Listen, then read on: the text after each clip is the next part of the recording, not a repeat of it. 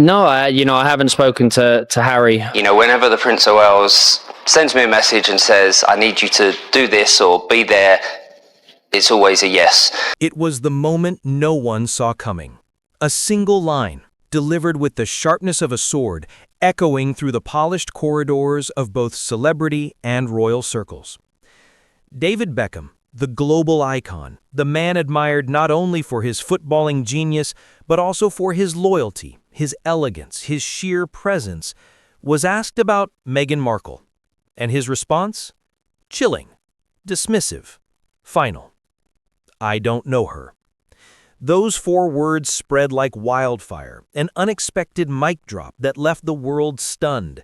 Here was Beckham, standing tall in the glow of his newly cemented status, celebrated with whispers of knighthood and with Catherine, the Princess of Wales, at his side, while Meghan, thousands of miles away, appeared to be struggling, clawing for credibility through Netflix deals, Hollywood appearances, and carefully curated headlines.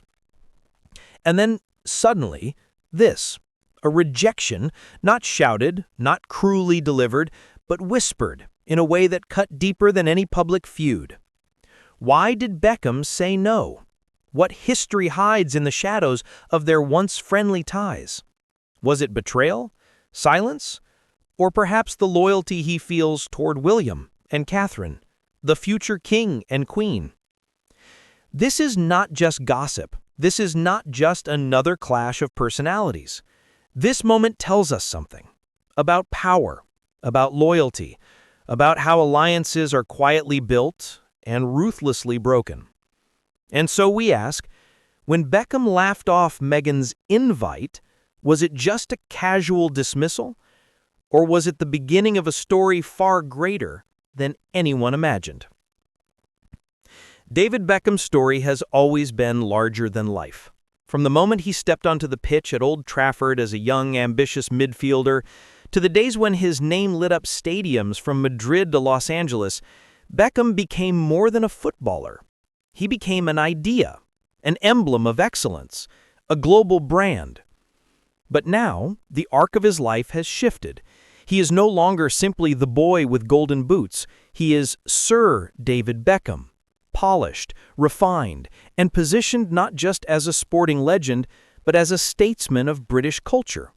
His name carries weight not only in sports, but in politics, charity, and the glittering circles of royalty.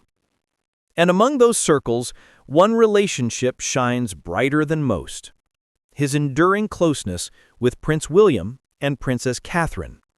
Over the years, Beckham and his wife Victoria have stood as steady allies, attending royal weddings, supporting charitable initiatives, and quietly cementing their place beside the future king and queen. When Beckham speaks of the monarchy, it is with reverence. When he appears at royal functions, it is with dignity. And when he is seen alongside Catherine, the image is unmistakable: Britain's golden boy standing loyally with Britain's golden future.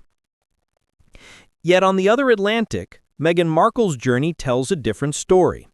Once hailed as the fresh, modern face of the royal family, her path has taken sharp turns. With Harry by her side, she walked away from the palace gates and into Hollywood's demanding spotlight. Netflix deals, media projects, a lifestyle series crafted to rebuild credibility, to reassert her presence in a world that moves quickly, forgets even quicker, and demands reinvention at every turn. And here lies the tension. Two worlds colliding, not in a headline-grabbing feud, but in a quiet, symbolic refusal. Meghan, the actress turned duchess turned Hollywood producer, seeking connections to bolster her empire. Beckham, the footballer turned knight, choosing tradition, loyalty, and the crown. So when Meghan extended that invitation, when she reached out, perhaps looking to bridge circles, perhaps looking for validation, Beckham's dismissal spoke volumes. I don't know her. Not a slip of the tongue, not a casual brush-off, but a carefully chosen line that revealed something deeper. Is this simply about schedules, about busy lives that no longer intersect? Or is it something more? a subtle yet powerful declaration of where Beckham's loyalties lie. With Catherine, with William, with the monarchy itself.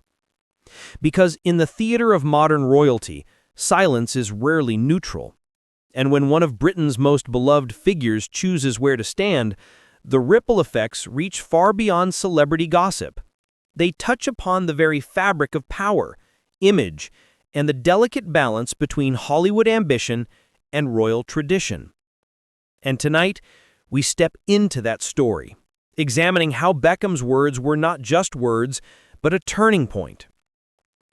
To understand the weight behind Beckham's dismissal, we must go back to the early days when the Beckhams and the royals seemed inseparable. It began with appearances at the grandest of occasions. David and Victoria Beckham walking elegantly into royal weddings, their presence never out of place, but rather adding to the spectacle. They weren't just celebrities on the guest list. They were friends, familiar faces who had earned the trust of the royal family. Then came the quieter, more intimate moments. Beckham supporting Prince William's charity projects. Hospital visits where Catherine, radiant yet grounded, worked tirelessly to raise awareness for children's health. And there was David, lending his name, his presence, his heart to the cause. These were not casual encounters. They were the kind of moments that built a foundation of loyalty. Step by step, Beckham became part of the royal story. And Meghan knew this. In those early years when she and Harry first stepped into the spotlight as newlyweds, the Beckhams were right there. Warm ties, shared dinners, invitations exchanged across glittering tables. The friendship seemed natural. Two glamorous couples bridging the worlds of royalty and celebrity. At first it was all smiles, but then the cracks began to show. Whispers of suspicion began to float through palace corridors. Reports emerged that Meghan and Harry believed someone in their circle was leaking stories to the press. And shockingly, suspicion turned toward the Beckhams, the very couple who had stood beside them, celebrated them, embraced them. For David and Victoria, the accusation was not only hurtful, it was insulting. A friendship built on trust suddenly corroded by doubt. And then came the exclusions. Royal receptions where the Beckhams, once front and center, were nowhere to be seen. Invitations that never arrived. A subtle but unmistakable distance. The tabloids caught it. The public noticed it. Something had shifted. Meanwhile, in the world of media, the contrast grew starker. David Beckham released his Netflix documentary, a soaring success that painted him not only as a footballing legend, but as a family man, a cultural icon, a figure admired worldwide. Praise poured in. The reviews glowed. Beckham had mastered the art of storytelling. For Harry and Meghan, the story was different. Their Netflix projects, once touted as groundbreaking, struggled under critical scrutiny. Headlines turned harsh. Viewership lagged. What was supposed to be their triumphant reinvention became a source of doubt. And then, almost laughably, came what many dubbed the Jam Wars. Beckham unveiled his own playful creation, Beck Jam, a cheeky nod to his family's private pursuits. Meghan, at the very same time, launched her lifestyle jam brand, part of her broader media reinvention. The timing, the tone, and the inevitable comparisons, it was all too much. What should have been harmless turned into another symbol of competition, another wedge driven between them. Little by little, trust unraveled. The warmth of those early dinners vanished. The glamorous photo ops faded into memory. In their place, a quiet frost settled in, a frost that would eventually harden into something permanent.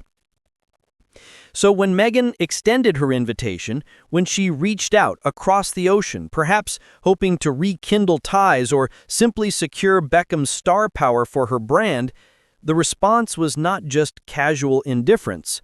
It was the culmination of years of suspicion, exclusion, rivalry, and wounded pride. I don't know her. a rejection years in the making, a single line that carried the weight of history. And with that, the stage was set for a clash not of fists or headlines, but of loyalty, image, and legacy. It began quietly, behind closed doors, in hushed conversations no cameras were meant to capture.